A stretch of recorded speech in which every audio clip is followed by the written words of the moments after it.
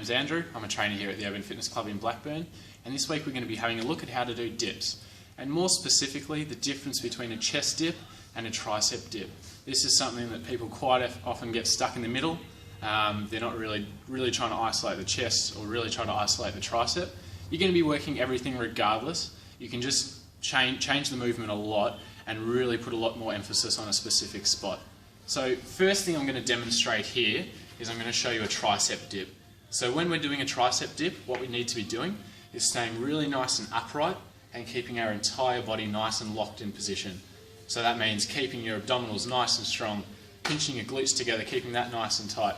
And that's going to really help us to keep our body in a nice straight position. So first thing, we're going to be coming up to the narrower part of the grip. And when you're doing your tricep dip, you're going to be keeping your elbows in a little bit more. So jumping up there. So what we're doing is, you can see when I come down, I'm staying nice and upright. Driving back up, slowly controlling down, driving. Cool? So now when you're doing the movement as well, you're not going to completely lock out.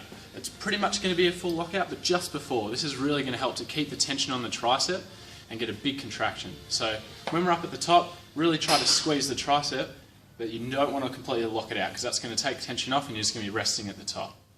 Now, to add a little bit of variation in, you can do a chest dip. So when you're doing a chest dip, you're not going to be staying perfectly vertical like when you're doing a tricep dip. The elbows are going to come out a little bit more, but it's still the same in that we want to keep everything nice and tight. So come around here.